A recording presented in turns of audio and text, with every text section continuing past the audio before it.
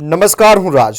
આપ જોઈ રહ્યા છો સ્પાર્ક ટુડે ન્યૂઝ. છોટાઉદેપુર તાલુકા પંચાયતના નવા અને આધુનિક ભવનનું સાંસદ જસુભાઈ રાઠવાના હસ્તે ઉદ્ઘાટન કરવામાં આવ્યું. જૂની અને જર્જરિત કચેરીના સ્થાને અદ્યતન સુવિધાઓથી સજ્જ નવી કચેરી તૈયાર કરવામાં આવી છે.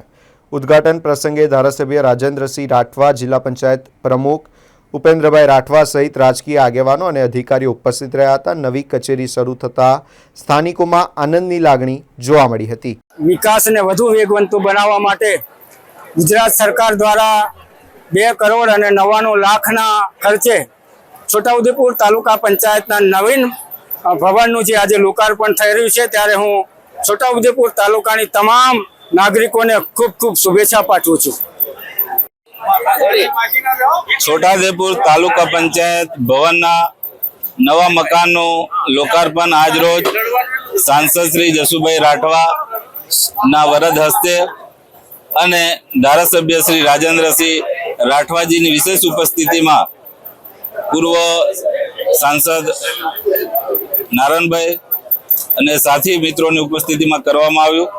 299 લાખના ખર્ચે આ ભવન નિર્માણ થયું છે અને ખૂબ જ ટૂંકા ગાળામાં 14 મહિનાના ગાળામાં તૈયાર થઈ અને લોકોના ઉપયોગ માટે ખુલ્લું મૂકવામાં આવ્યું છે.